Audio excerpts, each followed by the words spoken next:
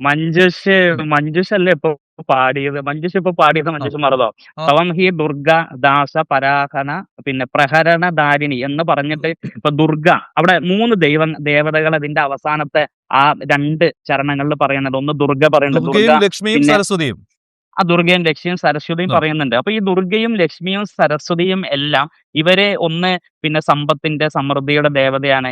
ഒന്ന് അധികാരത്തിന്റെ പോരാട്ടത്തിന്റെ ദേവതയാണ്. സരസ്വതി വിജ്ഞാനത്തിന്റെ ഉം. ദേവതയാണ്. അപ്പൊ ഇതൊക്കെ ദൈവങ്ങളാണ്. ആ ദൈവങ്ങളെ പുകഴ്ത്തിക്കൊണ്ട് പ്രകീർത്തിച്ചുകൊണ്ട് ആരാധിച്ചുകൊണ്ട് അവർക്ക് വന്ദേ മാതരം എന്ന് അവരെ വന്ദിക്കുന്ന വരികൾ കൃത്യമായി ഇതെങ്ങനെയാണ് ഇന്ത്യയുടെ ഒരു മതേതര രംഗത്തേക്ക് ഇത്തരം പിന്നെ ഒരു പ്രാർത്ഥന, ഇതിനൊരു പ്രാർത്ഥന എന്നാ പറയാ. അത് ഞാൻ മുസ്ലിങ്ങളൊക്കെ പറഞ്ഞത് അതല്ല. ദൈവത്തെ ഞാൻ വിളിച്ച് പറഞ്ഞത് മറ്റു മതങ്ങളെ അധിക്ഷേപിക്കുന്നില്ല എന്ന് ഞാൻ പറഞ്ഞിരുന്നു. അതിൽ ഞാൻ യോജിക്കുന്നില്ല. അതെ, മറ്റു പക്ഷെ മതങ്ങളെ എങ്ങനെയാണ് അധിക്ഷേപിക്കുന്നൊന്നും അതിനകത്തില്ല.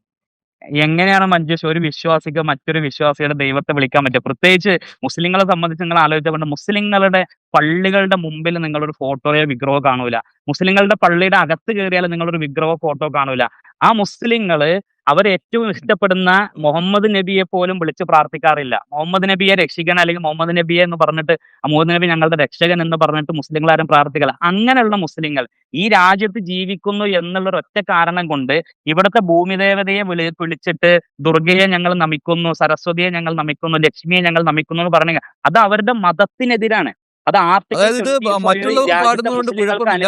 നിങ്ങളെ അനുവദിക്കുന്ന പാടാൻ ഭരണഘടനാ നിർബന്ധിക്കരുത്. ഇതാണല്ലോ മൂല്യങ്ങൾക്കെതിരാണ്. അല്ലേ? ഈ പ്രോട്ടോകോൾ ഉണ്ടാകാൻ പാടില്ല എന്നാണല്ലേ?